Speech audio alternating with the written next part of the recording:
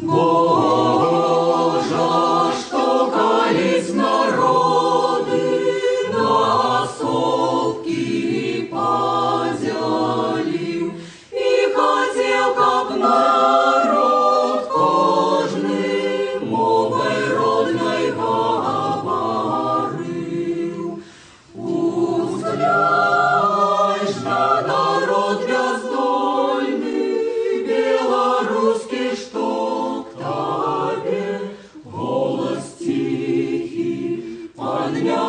поднявольный у покорнейшей мольбе. Освяти наш розум верой и надею душу ли, и огонь любови щирой в сердцах наших запали.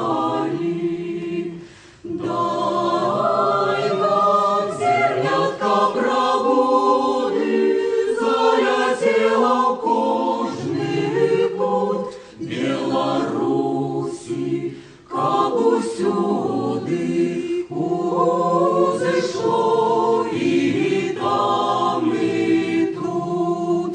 Дык живиш ты и красуйся, наша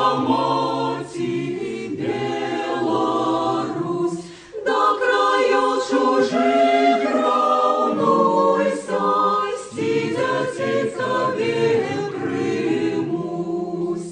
Пожи нам, Боже милый, пробудиться до життя, удели порады силы.